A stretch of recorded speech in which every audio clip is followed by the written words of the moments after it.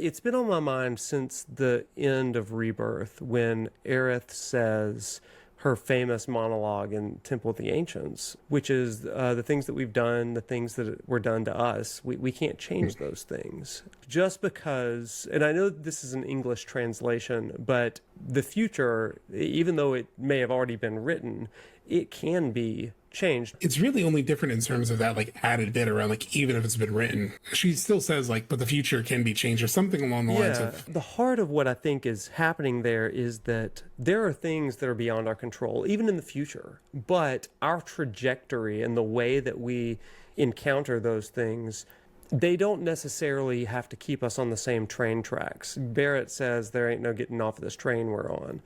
And that railroad train track sort of imagery is kind of the way that Fate runs in Remake as well. You can't change necessarily the path that you're on, but there's a level of acceptance that says the tracks are laid, but I transcend the track. Okay, I'm going to choose my state of being on this track. Since you're on this track, I'm going to give you also the Japanese, the most direct translation straight, so you can also play off of that too.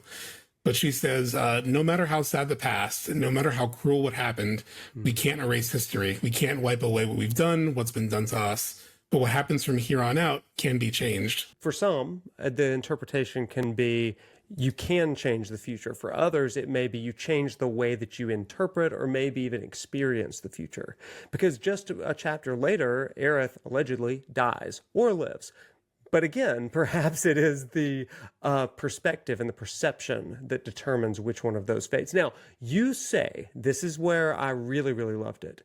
You say it's possible in part 3, there's an acceptance piece of, quote, the bad ending of Aerith, right? And it doesn't, I'm just qualifying like she dies, right?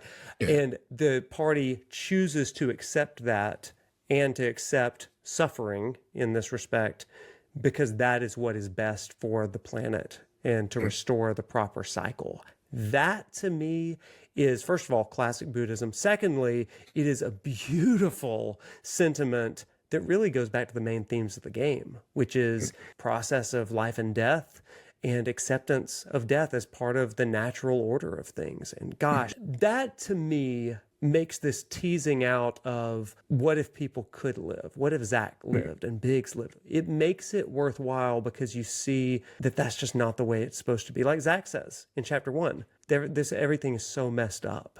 And it's like, we're going to see that. And so maybe let's choose the fate that we didn't want.